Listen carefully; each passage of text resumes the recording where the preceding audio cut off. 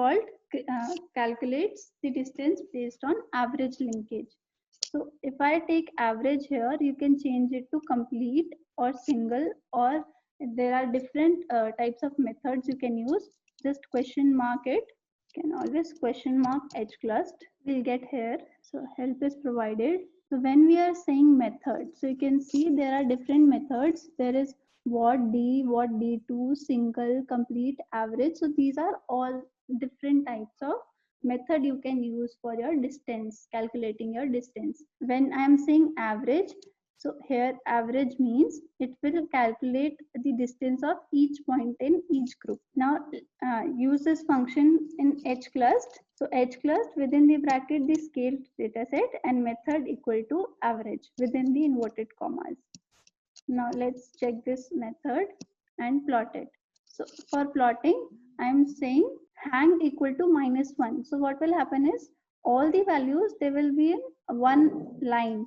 Like if you check the earlier graph, there are different heights, right? 9 is here, 1 is here. So they were at different height.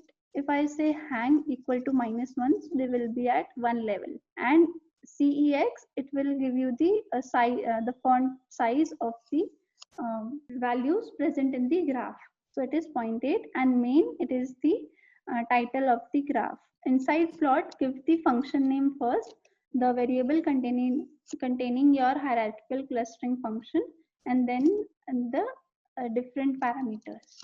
So let's execute it. So you can see it is the same, the values are same if we take, because it is the default method that was used. If we do not mention average here as a method, then also it will follow the average method only. If you take it as complete, let's change it. I'll just copy this function from here and let's change the method to complete and plot it. So you can see the groups has been, there is a difference. You can see the placing has been changed and even the height is changed. Let's see for the average one. So you can see the height is changed.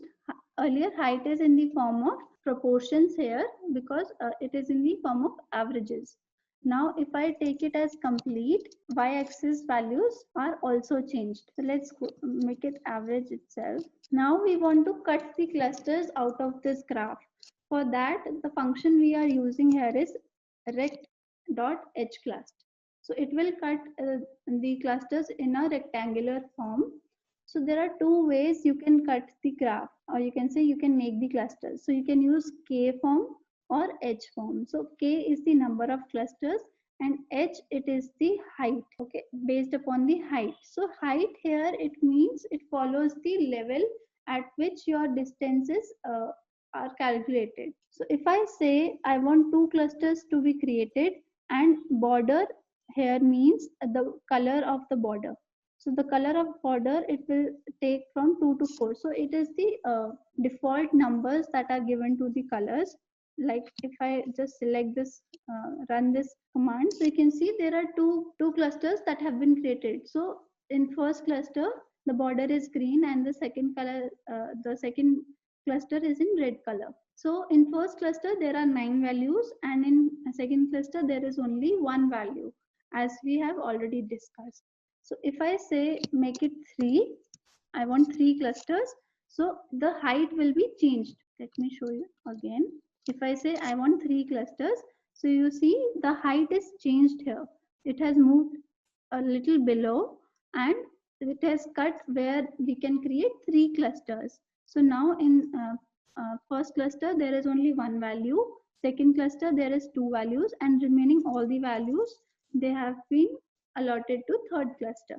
So this is how you can create cut your tree using K as a value, that is number of clusters. Now if you want to do it using height, where you are giving K, you just say rect.hclust within the bracket the function variable, and then the height equal to 1.5. So I want to cut the graph at 1.5. Let's see what happens.